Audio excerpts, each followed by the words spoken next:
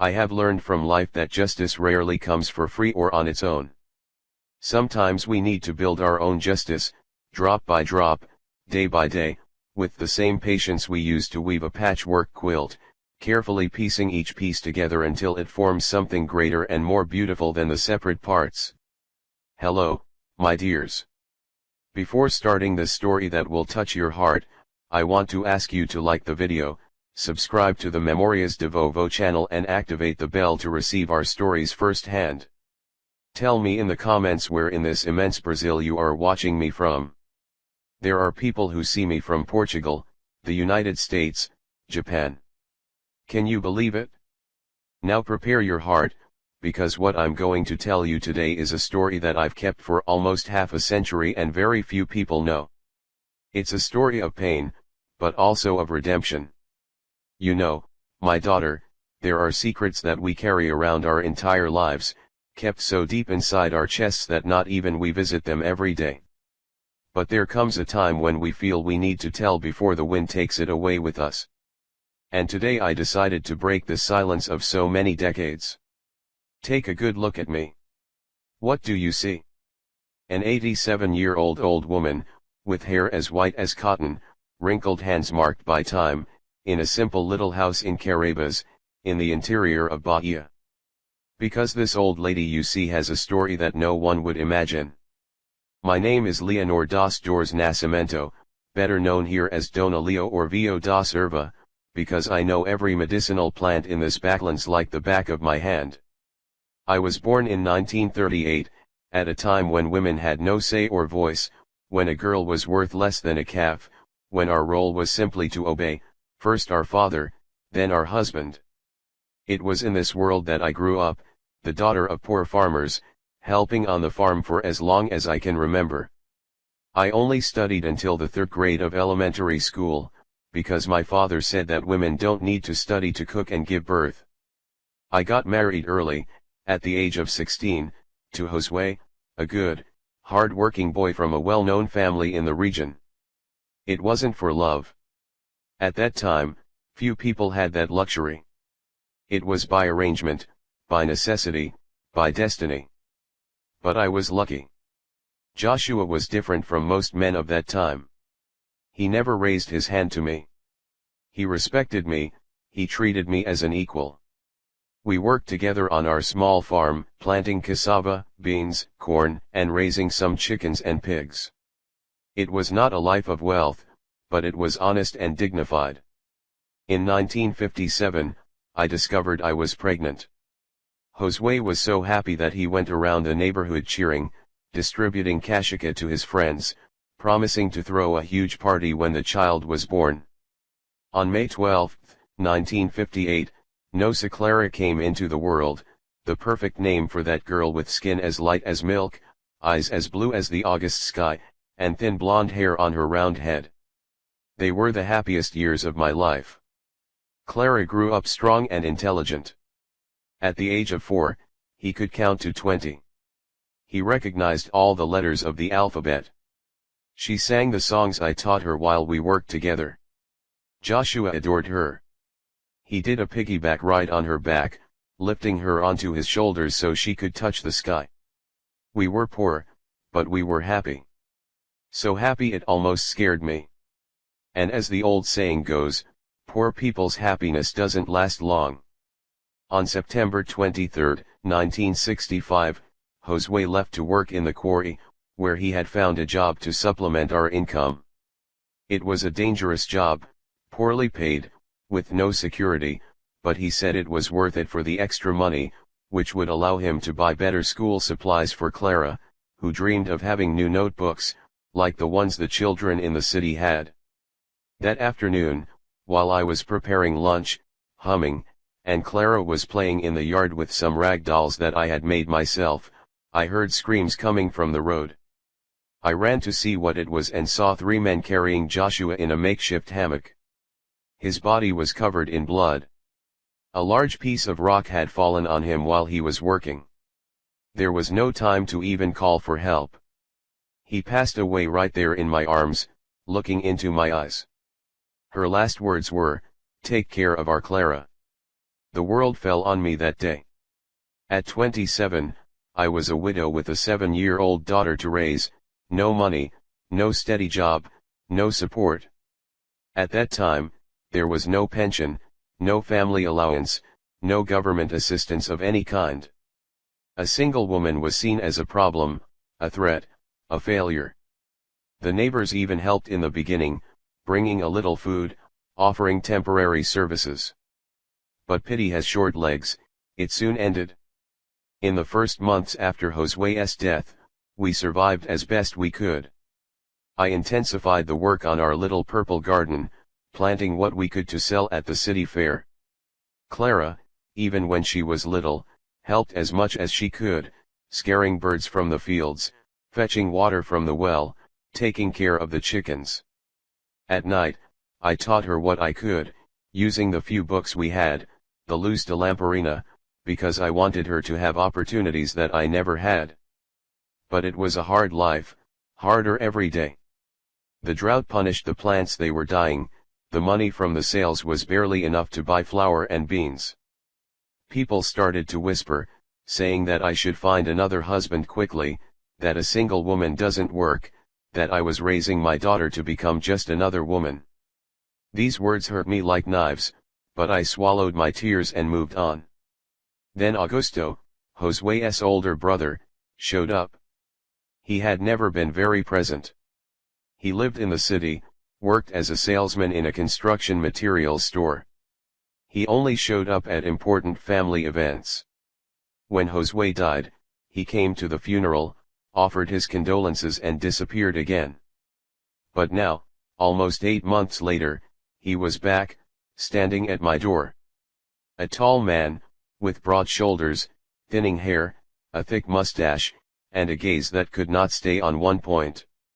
"I only came to fulfill my family obligation," he announced, entering without waiting for an invitation.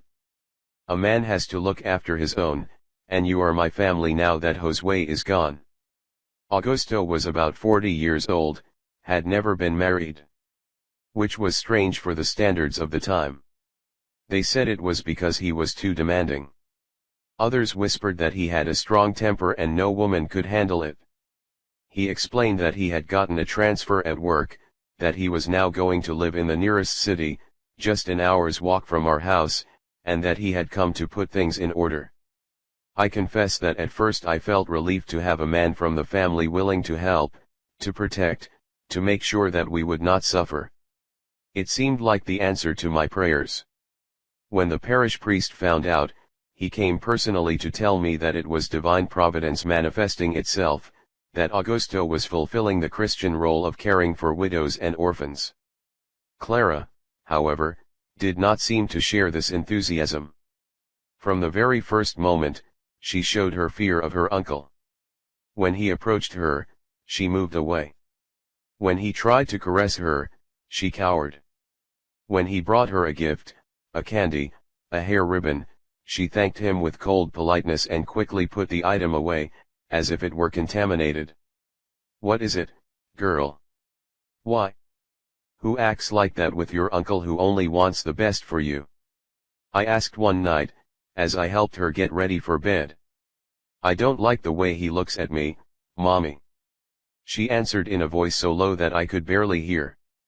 "It's different from the way Daddy looked at her." I should have paid more attention to those words. I should have trusted my daughter's intuition, pure and unfiltered. But I was so worried about our survival, so relieved to have someone to help, that I pushed that worry to the back of my mind. "It's just because you're not used to him," I said, kissing her forehead. "Soon you'll see that he's a good man who only wants the best for us." Another mistake. How many mistakes can a mother make before it's too late?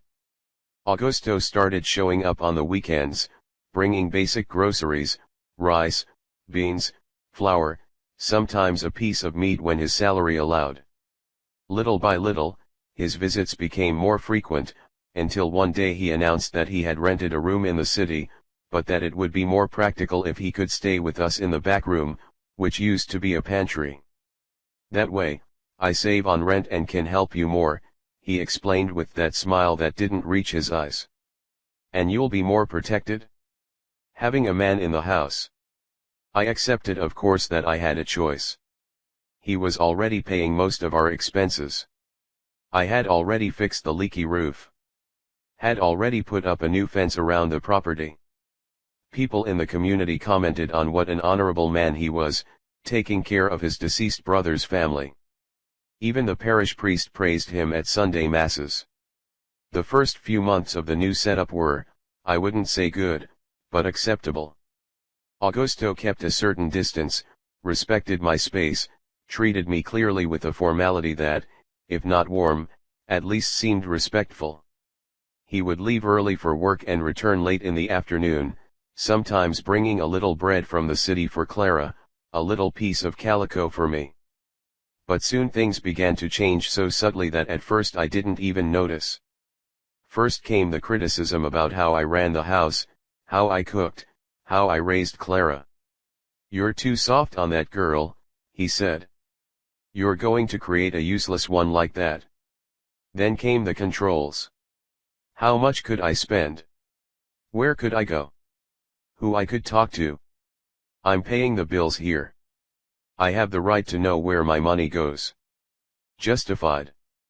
And it was true. He was supporting the house. How could I complain? The changes in his behavior toward Clara were even more gradual, more insidious. A touch on the shoulder that lasted a little longer than necessary. A gaze that roamed over her developing little body in a way that made me uncomfortable. Strange comments about how she was becoming a young lady, how beautiful she was becoming. Clara, in turn, became increasingly quiet, more withdrawn. The talkative and cheerful girl, who sang all day long, now barely opened her mouth to answer when asked something. She began to avoid being alone with her uncle at all costs, always finding some excuse to be near me or leave when he arrived. I noticed these changes, of course I did, but what could I do? Confronting Augusto would mean risking losing the only livelihood we had. Where would we go? A woman alone with a child, no money, no support?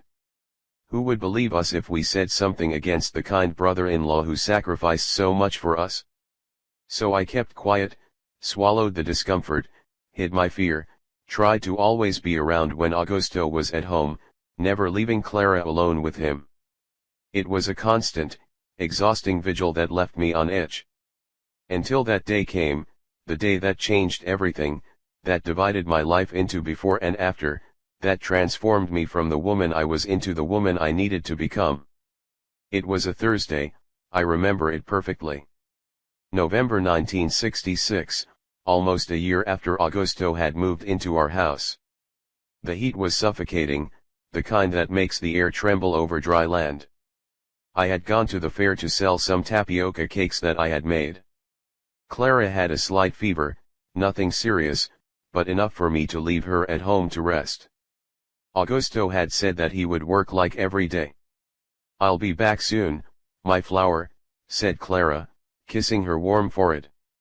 "Get plenty of rest, drink the water with herbs I left there, and when I get back I'll make you some delicious porridge." She looked at me with those blue eyes so similar to her father's, a shadow of fear passing through them. "Come back soon, Mom. Promise." "I promise, my angel. Before the sun gets strong, I'm back." I left with a heavy heart, an inexplicable anxiety accompanying me as I walked into town. The fair was full, which was good, meaning everything would sell out quickly. I started serving customers. Many acquaintances who always came to buy my cakes. I don't know what it was, mother's instinct, a hunch, or simply luck, but I decided to return earlier than planned. Even though I hadn't sold all the cakes, something inside me was screaming that I needed to go home. For Clara. The way back never seemed so long. I walked as fast as I could, sweat running down my face, my heart pounding in my chest. When I finally saw our little house, I noticed something strange. The front door, which we always left open for ventilation, was closed. And there was an abnormal silence, not even the song of the birds that usually stayed in the guava tree in the backyard. I entered quietly, an irrational fear telling me not to announce my arrival. The house seemed empty, but I heard a muffled sound coming from Clara's room. It sounded like crying, moaning, I couldn't tell the difference. I tiptoed to the bedroom door, which was ajar. What I saw through that crack froze the blood in my veins, paralyzing me for a moment that seemed to last an eternity. Augusto was there over my daughter, my Clara, just 8 years old, with her little chintz dress pulled up to her waist, her face red from crying so much, her eyes closed tightly, as if she wanted to disappear. And he, even after so many decades, it's hard to put into words what I saw. How to describe the indescribable? How to name something that shouldn't exist? The initial shock gave way to a fury I had never felt before. It was as if every drop of blood in my body had turned into fire. A fire that consumed everything, that erased any rational thought, any fear, any hesitation. I grabbed the first object I saw, a clay jar that was in the hallway, and rushed into the room with a scream that seemed to come from the depths of the earth. I hit Augusto on the head with all my strength, once, twice, 3 times, until the jar broke in my hand, cutting my fingers without me even feeling it. He fell to the side, dazed, blood trickling from a cut on his forehead. For a fleeting moment, I thought I had killed him and I felt no remorse for it. But he was strong, much stronger than me. Within seconds, he recovered enough to grab my wrists, slamming me against the wall with such force that the air was knocked from my lungs. "You crazy ___," he roared, his eyes bloodshot with fury and lust. "What do you think you're doing, monster?"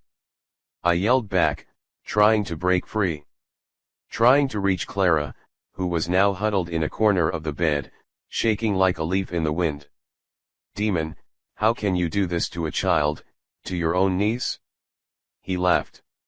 My God, he laughed. A cold laugh, empty of any humanity.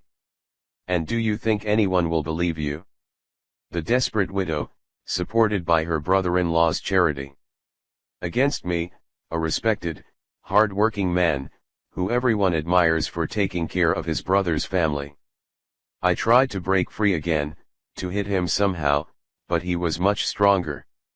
With one swift movement, he slapped me across the face so hard I saw stars. Then another and another. Until my knees gave way and I fell to the ground, the metallic taste of blood in my mouth. "This is just a warning," he said, adjusting his clothes, running his hand through his hair to compose himself. "Next time you try something like that, I won't stop at the slaps. And if you think about telling someone, anyone, well, it would be a shame if something happened to little Clara, wouldn't it?" He left the room as if nothing had happened, as if he hadn't just destroyed my daughter's life, my life, everything I loved and believed in. When I heard the front door slam shut, indicating he had left, I dragged myself over to Clara. She remained in that corner, her eyes glazed over, as if her soul had left her body, leaving only an empty shell. I took her in my arms, rocking her like I had when she was a baby. My tears falling on her light hair. "It's over, my love," I whispered even though I knew it was a lie. "Mom is here now. He won't hurt you anymore." But he had hurt in a way that no hug, no words of comfort could heal. And the terrible truth is that I couldn't guarantee it would happen again. Augusto was right. Who would believe us? Who would help us against him? That night, after I managed to get Clara to sleep with a strong enough chamomile tea to ensure she wouldn't have nightmares, I sat on the edge of the makeshift bed I had made for myself on the floor of her room. He would never sleep apart from her again, not while that monster lived under the same roof. I spent hours thinking, planning, considering every possible option. Escape to where? Without money, without a destination, without anyone to welcome us. Report to whom? At the nearest police station, the officer was Augusto's friend. They played cards together on Sundays. the church, the priest who so praised my brother-in-law's Christian spirit. I began to understand what so many women before me had discovered the hard way, that the world was not structured to protect us, that justice was rarely on our side, that we were often alone against entire systems designed to silence our voices, but I also understood something deeper, more primal, that a cornered mother, a mother who sees her young threatened, is capable of things she herself had never imagined, that inside me was a strength I had never known existed, a determination that overcame fear, doubt, even conventional morality. That night I made a decision. We wouldn't run away, we wouldn't report, we wouldn't beg for help. That night, I swore on Josue's memory, on Clara's future, on my own soul, that Augusto would pay for what he had done, not all at once, not quickly, not with the mercy of a quick death, but slowly, painfully, in a way that would make him understand exactly what he had inflicted on my daughter. Impotence, pain, humiliation.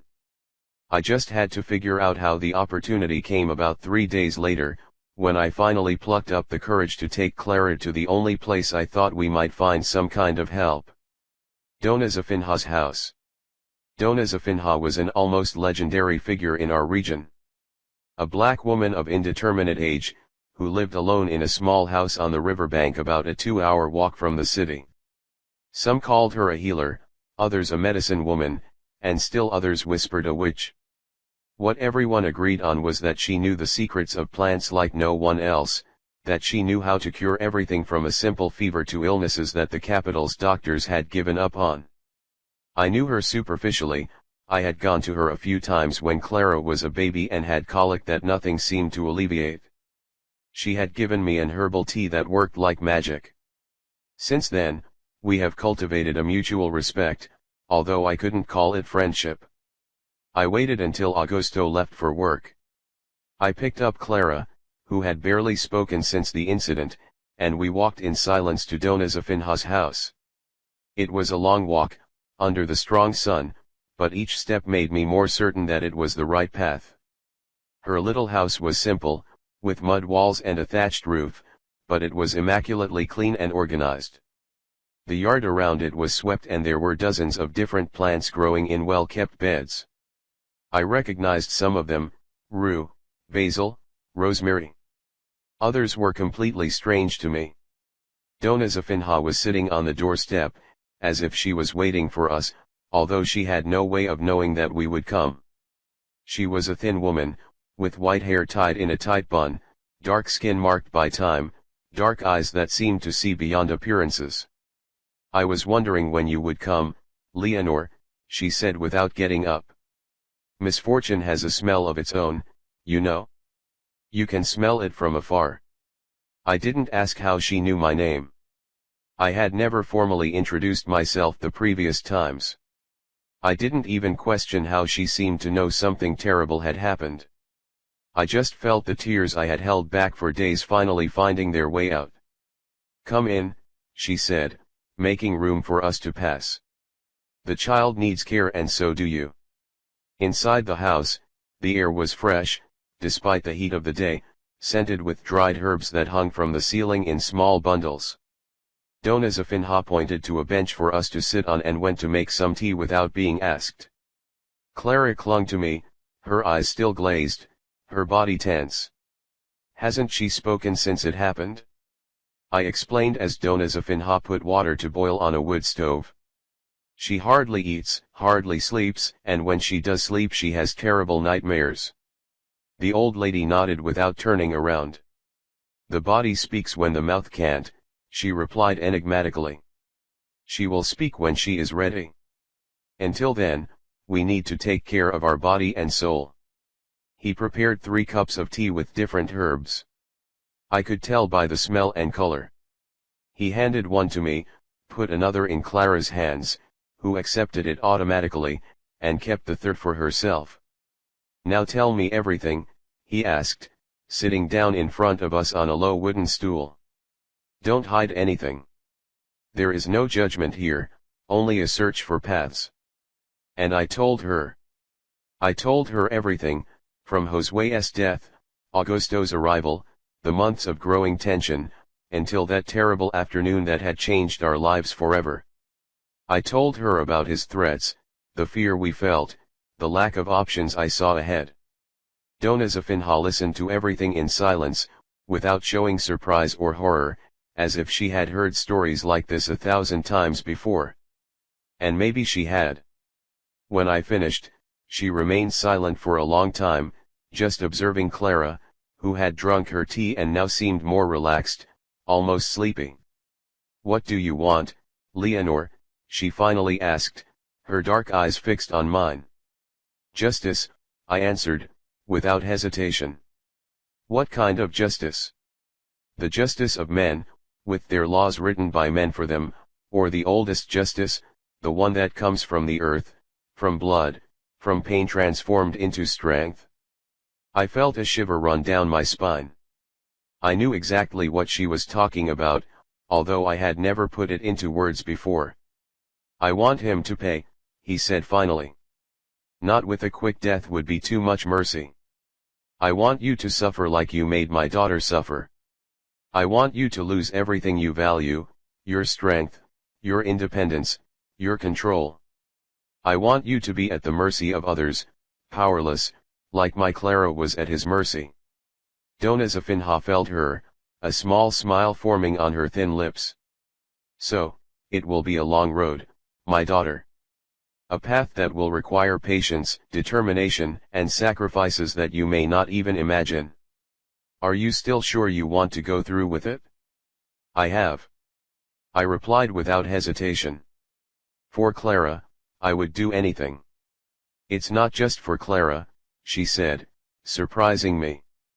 "It's also for you, for the woman you were, for the woman you are, for the woman you will become. Revenge is a personal journey, Leonor. Never fool yourself into thinking it's just for others."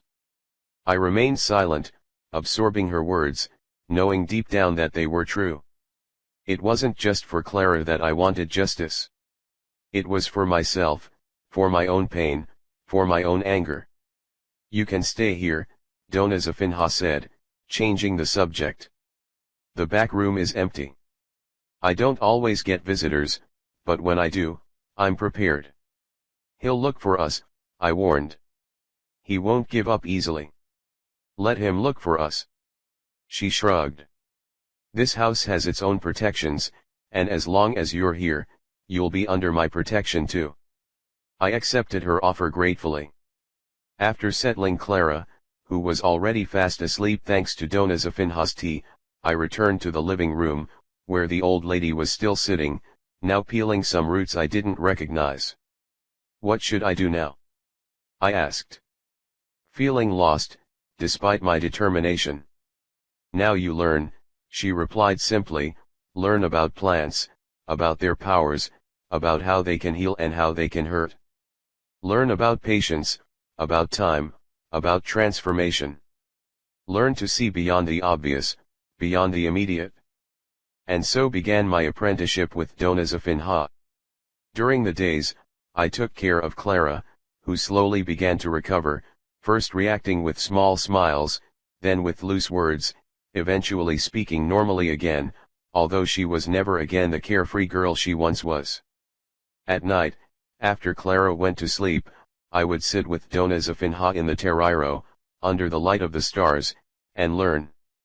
She would show me plants, explain their properties, teach me how to harvest them at the right time of the moon, how to dry them correctly, how to make tinctures, teas, ointments, and other preparations. "Every plant has a spirit, Leonor," she would tell me, holding up a leaf to the moonlight.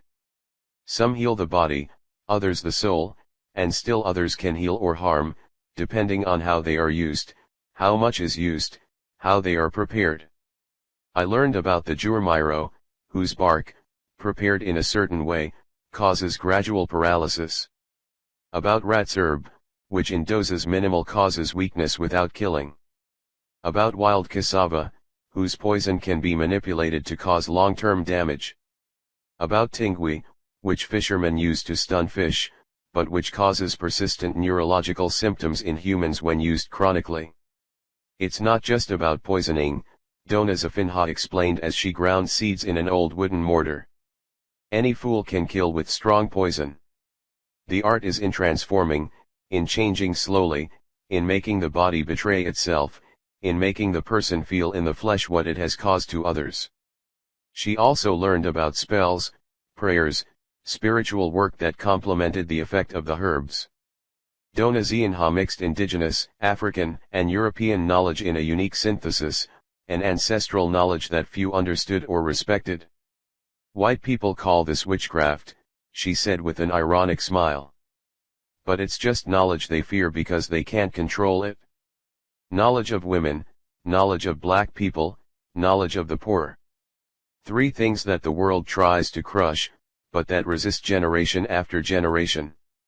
Meanwhile, Clara was gradually getting better. During the day, Dona Zafinha taught her simple things, such as recognizing edible plants, making small crafts with straw, and telling old stories. Clara followed her everywhere, like a duckling following its mother, drinking in her words, her teachings, finding security in that woman who seemed so different from anything she had known before. She has the gift. Dona Zafinha told me one night, pointing to Clara who was sleeping. I see it in her eyes, in the way the plants respond to her touch. When you are older, if you want, you can follow that path. While I was learning and planning, I couldn't stop thinking about Augusto. I knew he would be looking for us, furious that we had run away, worried about what we might tell him. In fact, we learned through neighbors who occasionally visited Dona Zafinha that he had spread the story that we had fled as ungrateful after everything he had done for us. He said to the four winds that we were unbalanced, that Clara was a problematic girl with a lot of imagination and that I was a hysterical widow who did not accept male authority. Some people believed him. Of course. He was a man, after all, with a steady job and a reputation in the community. Others were suspicious, especially women who had seen the looks he gave young girls but didn't say anything outright. Fear and silence were the real illnesses of that time, of that place. After 6 months at Dona Zafinha's house, when Clara had recovered and I had learned enough to start my plan, I made a decision that surprised even the old healer. I'll be back, I announced one evening as we prepared an herbal tea for a neighbor with stomach problems. Back to where, Leonor? She asked, although her eyes told me she already knew the answer. For him, for Augusto. Dona Zafinha dropped the pestle she was holding and stared at me for a long time. Why? You are safe here. Clara is getting better. You are learning a trade that can support both of you. Because he has to pay, I replied simply. And for that I need to be close to him. I need access to your food, your drink, your personal belongings. I need to gain your trust again, make you let your guard down. It's dangerous, she warned. He might hurt you again, hurt Clara. Clara will stay with you. I said, having already thought about it. I will tell him that she is with distant relatives, and that she will only return when I am sure that he will treat her well. In the meantime, I will continue visiting you, bringing what we need for the plan, learning more. Dona Zafinha remained silent for a long time, just observing me, measuring my determination, my courage. You are stronger than you look, Leonor, he said finally. But there is also darkness in you, a darkness that this path will only feed. Are you sure you want this? I do, I replied without hesitation. Some things have to be done, no matter the cost. She felt like she had already expected this answer. So let's prepare what you'll need. It won't be easy or quick. It may take years before the effects are visible, even more years until it is completely transformed. I have all the time in the world, I replied, feeling a strange calm invade me. And every day of waiting will be worth it for every moment of justice in the end. In the following weeks, we prepared everything carefully. Dona Zafinha taught me how to make a special mixture, using several carefully dosed plants, which would gradually produce the desired effects, so gradually, that it would seem like a natural disease, something that no doctor at that time would be able to correctly diagnose. Start with minimal doses, she instructed. So small that they will not cause any immediate noticeable effect. Build up slowly, week by week, month by month. The body needs to get used to the poison, incorporate it slowly, without violent rejection. We prepared small sachets of herbs that I could easily hide, bottles of tinctures disguised as common medicines, powders that could be mixed into food without significantly altering the flavor. Dona Zafinha taught me to disguise the bitter taste with strong spices, to choose foods that would naturally mask the presence of our special ingredient. Meanwhile, Clara was getting used to the idea that I would be leaving temporarily. It was the hardest part for me. Seeing the fear return to her eyes, the insecurity, the feeling of abandonment. I promise I'll come back whenever I can, I said, hugging her tightly the night before I left.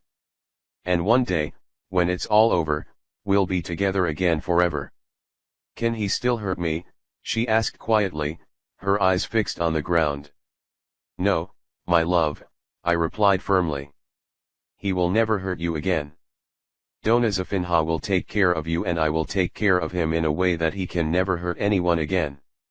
I don't know if she completely understood what I meant, but she seemed to calm down. The next morning, I said goodbye to Clara and Dona Zafinha, taking with me only a small bundle with some clothes and carefully hiding the ingredients of my plan of justice. The way back to the house, which had once been our home, mine and Clara's, never seemed so long. At every step I questioned my decision, my courage, my sanity. I was really ready to go back to the same roof as that monster, to pretend submission, to endure his looks, his words, maybe even his touches, all in the name of a revenge that would take years to achieve. But then I remembered Clara's little face that afternoon, the terror in her eyes, the way she had closed herself off for weeks after what had happened, and my determination was renewed. Some things are worse than death, worse than physical suffering. The destruction of a child's innocence is one of them and deserved a punishment to match. When I finally got home, it was already late afternoon. I knew Augusto would be coming back from work soon. I let myself in using the key I still had and the house looked exactly as we had left it months ago, except for the layer of dust that covered everything, the dirty dishes piled up in the sink, the empty bottles of cachaça scattered across the floor. Without Clara to care for, without me to clean and cook, Augusto had apparently let the house slowly deteriorate. That gave me a small satisfaction, knowing that he needed us more than we wanted to admit. I started cleaning, wanting to be busy when he arrived, wanting to seem useful, needed. I was sweeping the living room when I heard his footsteps on the porch, the creak of the door opening. "What the hell?" he muttered when he saw me. I forced the most humble expression I could muster, lowering my eyes as I had seen so many women do before. "I'm back," Augusto said in a low voice, "if you'll still have me." He stood in the doorway for a long moment, studying me, trying to figure out if it was some kind of trap. "Where's the girl?" he finally asked. "Clara is with relatives." I lied easily. "Distant cousins of Josue who live in Alagoas. I thought it was better this way, at least for now, until things between us are better." He smiled. That smile that gave me goosebumps. "So you realized you have nowhere to go, huh? That no one wants a penniless widow with a child to raise?" I swallowed my pride, my anger, everything I felt and felt it docilely. "You were right, Augusto. I was ungrateful after everything you did for us. Clara had some nightmares. Made up some stories. You know how kids are. I believed and acted on impulse, but now I see that I was wrong." He laughed. A laugh of triumph, of superiority. It was exactly what his ego wanted to hear. That I was wrong, that he was right, that I had realized my place. "And what makes you think I would take you back?" he asked, crossing his arms. "After that ridiculous scene you made attacking me, accusing me of absurd things. I have nowhere to go, I replied, keeping my eyes down. I'm sleeping in a barn, doing hard labor for next to nothing. The relatives who stayed with Clara are not able to shelter me either. He stepped closer, lifting my chin with a rough hand, forcing me to look him in the eye. And what are you willing to do to get back? I felt my stomach turn. But I kept my expression neutral. Whatever it takes, I'll be the sister-in-law you deserve to have. I will take care of the house, I will cook, I will wash your clothes, I will be obedient. The last word seemed to please him particularly. He smiled once more, releasing my chin with a sharp movement. You're going to sleep in the back room, he declared, and you're going to have to work hard to make up for the months you left me alone in this house, understand? Yes, Augusto, I replied, feeling a small initial victory. Thanks for the second chance, he shrugged, already heading to the kitchen. Do you have anything to eat? I am hungry. I'll prepare something right now, I replied, following him. And so began the second phase of my plan. During the first few days, I was extremely careful. I cleaned the house from top to bottom, cooked Augusto's favorite dishes, washed and ironed his clothes like never before. All to gain his trust, to make him lower his guard. He, in turn, was cautious at first. He watched me suspiciously. He checked the food before eating, as if he feared that I might openly poison him. Ironic, isn't it? He wasn't completely wrong, he just didn't realize the subtlety of my plan. Little by little, his vigilance began to wane. My apparent submission, my dedication to the housework, my docile attitude, convinced him that I had won, that I had tamed the rebellious widow. His ego was too big to consider that I might be faking. That was when I began to implement the plan. First, with tiny doses of the special preparation, so small that it wouldn't have any noticeable effect immediately. I added it to the kashika that he drank every night, in the morning. Breakfast, sometimes with beans that had been cooking for hours and whose strong flavor disguised any bitterness. Once a week, I would go out saying I was going to visit Clara, which was true. I would spend the day at Dona Zafinha's house, telling my daughter made-up stories about how things were getting better, about how one day she might come back, while simultaneously reporting to the old healer the progress of our plan and getting more supplies. In the first few months, there was no noticeable change in Augusto. He was still the same strong, domineering man, sometimes violent, although not as violent as before I fled.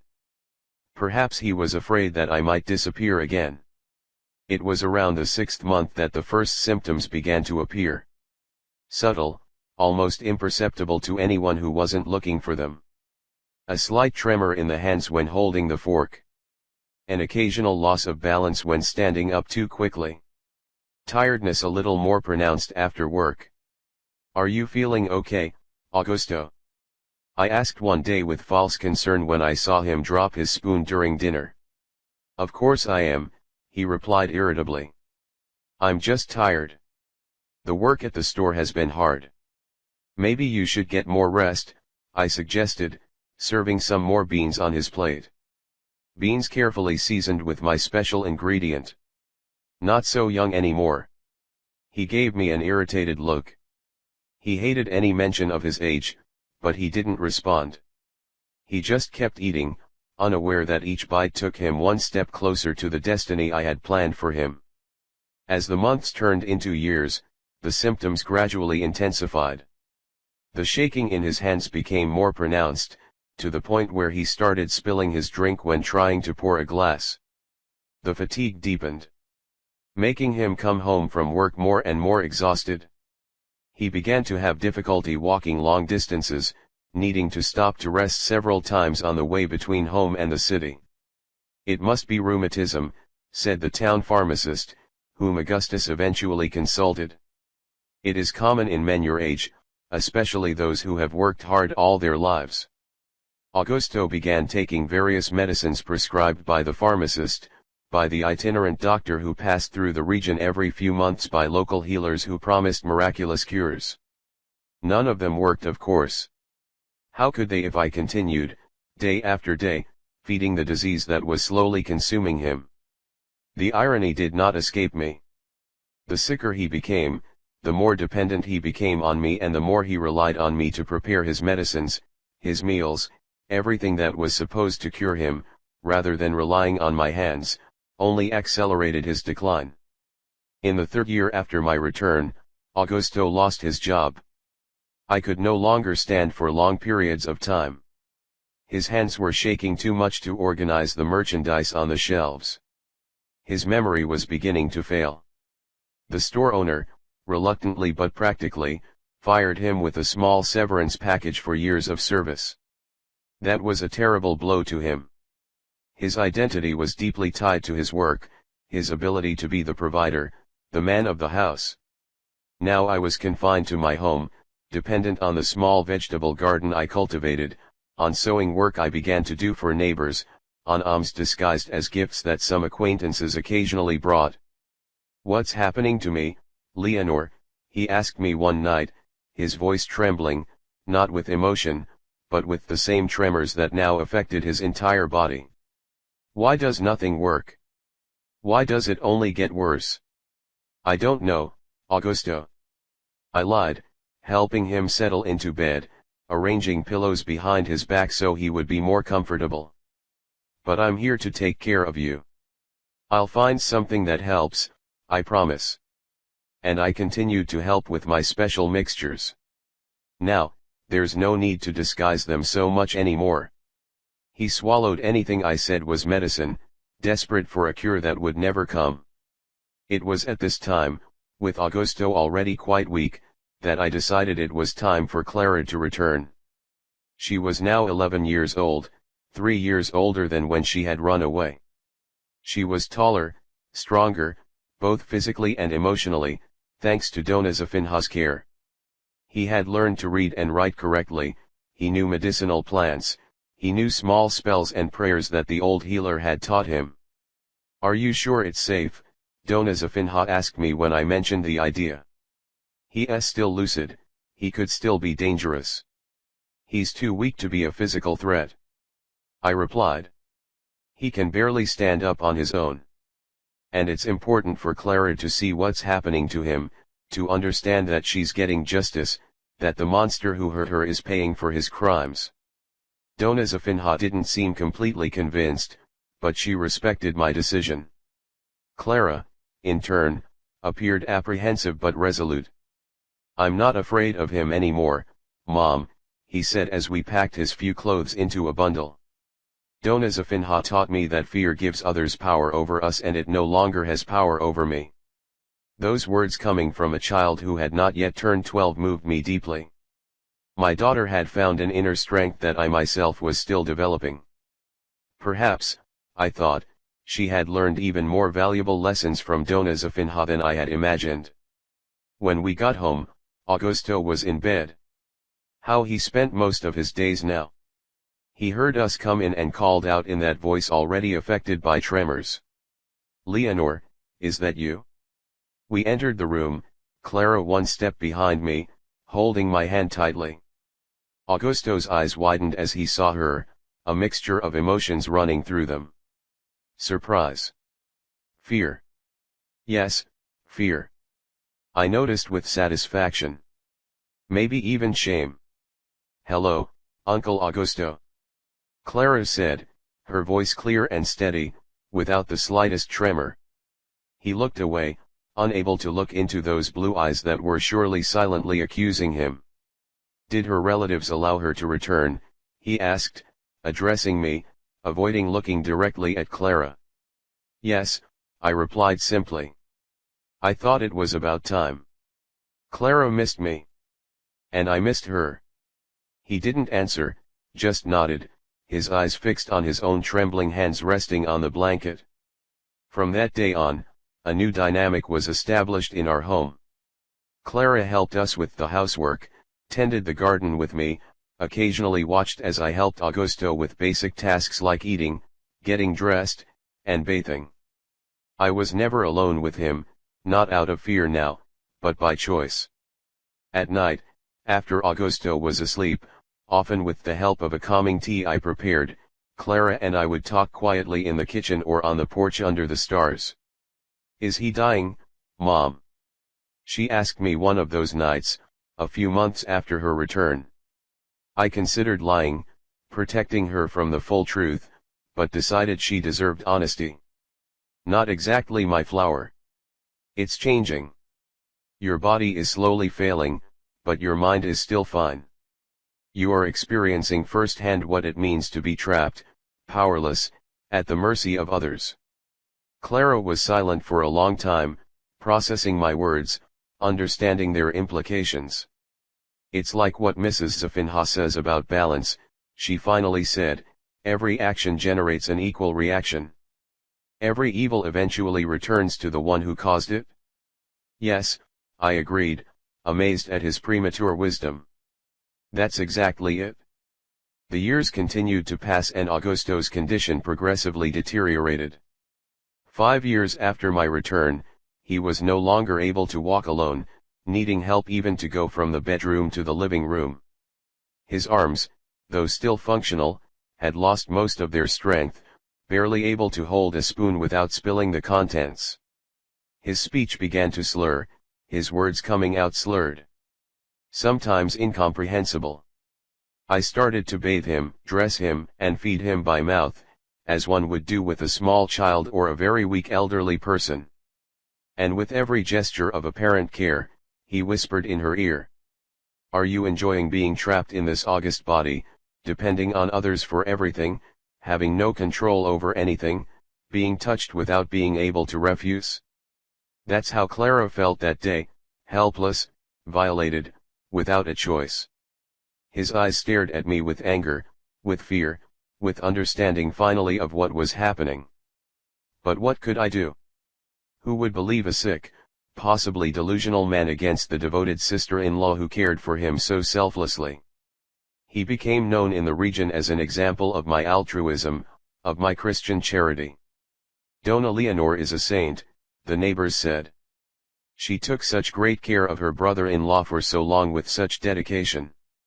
If they knew the truth, Clara grew up strong and healthy, despite everything she had been through. She was a serious teenager, mature beyond her years, with a knowledge of medicinal plants that rivaled my own.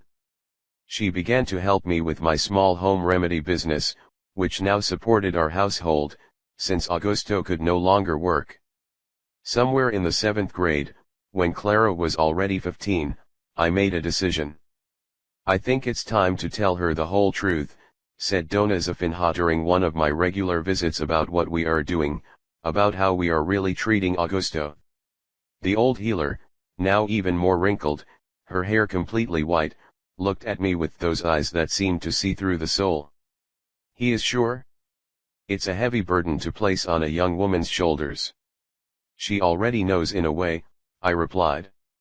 "She's too smart not to have connected the dots, and I think she deserves to know that she's getting justice, that we're not just watching a natural disease run its course."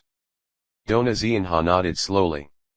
"Maybe it really is time, but be careful with the words you choose. There is a fine line between justice and revenge, between force and cruelty. Clara is forming her worldview now and you are her main role model." That night, after Augusto was fast asleep, I called Clara to the balcony. The moon was full, illuminating the yard with its silvery light, creating elongated shadows from the trees and bushes. "I need to tell you something important," I began, sitting down next to her on the wooden bench Joshua had made so many years ago. One of the few things he still had left. "About Uncle Augusto?" she asked, always perceptive. "Yes," I confirmed. "About his illness, which is not really an illness." Clara remained silent, waiting for me to continue. She did not seem surprised. "Do you remember when we stayed at Dona Zafinha's house after we ran away from here?" I asked, although I knew she remembered. "You probably did not know at the time, but while you were sleeping, I learned things from her. Things about plants, about their powers, about how they can heal and how they can cause other effects.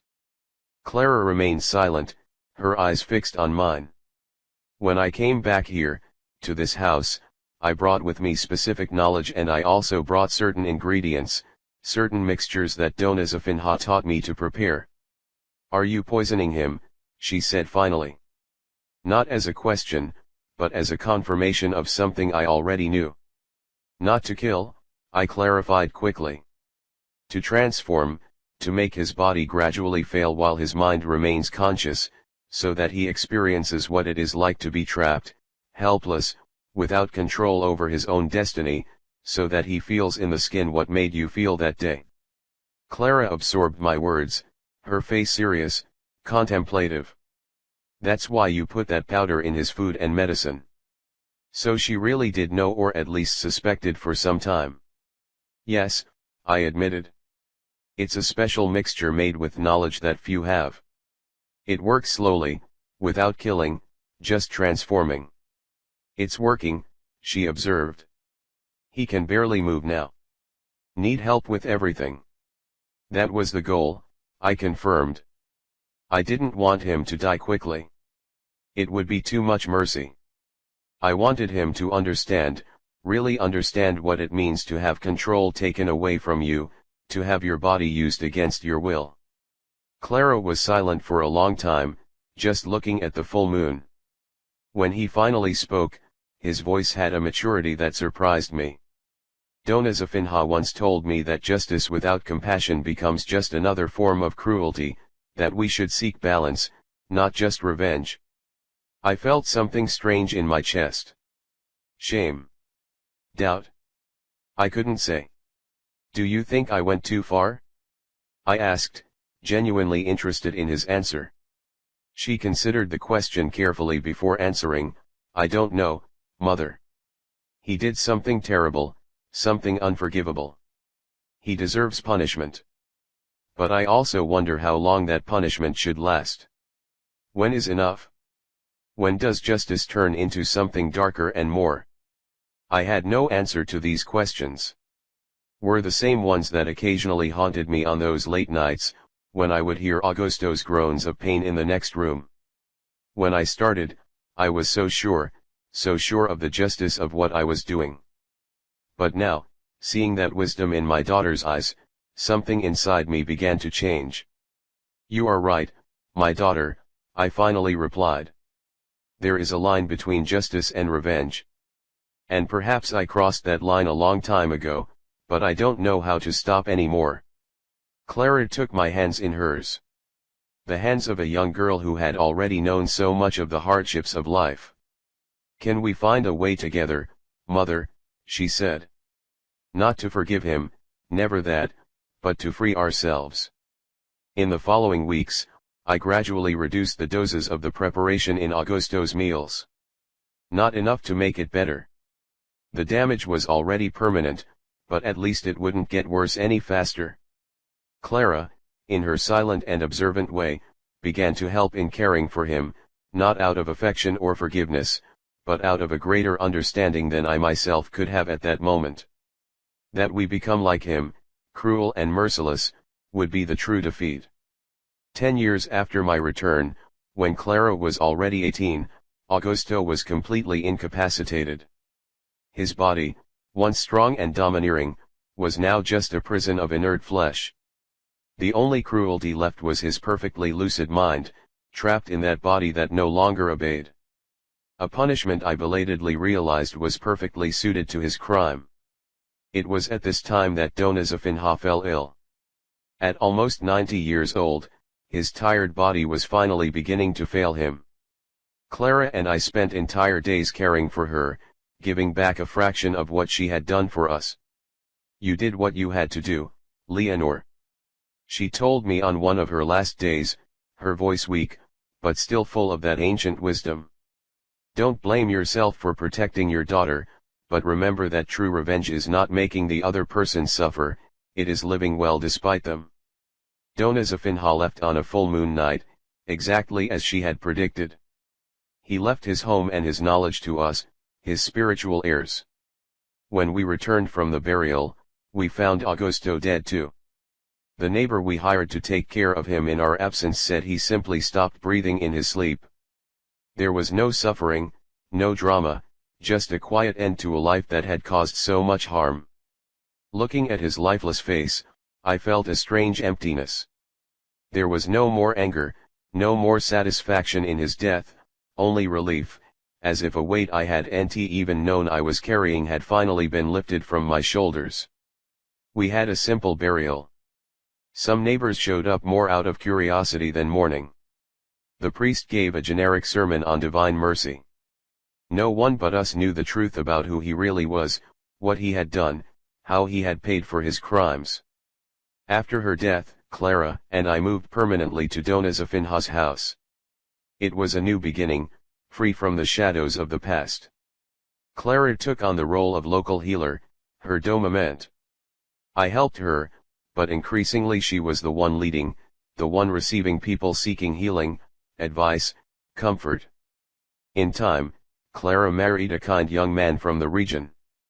They had children who grew up hearing stories about plants, about cures, about respect for nature and for the weakest. We never told them the full story about their great-uncle Augusto. Some stories don't need to be perpetuated. As for me, I never married again, not out of bitterness or distrust, but because I already had everything I needed, my daughter, my grandchildren, my knowledge, my peace. And perhaps, in some strange way, Augusto taught me my most valuable lesson, that true strength lies not in dominating, in controlling, in hurting, but in resisting, in surviving, in transforming. Today, at 87 years old, sitting on this porch, sharing this story for the first time in almost half a century, I can't say if what I did was right or wrong. I don't know if the justice I sought was actually achieved or if I just created another form of violence.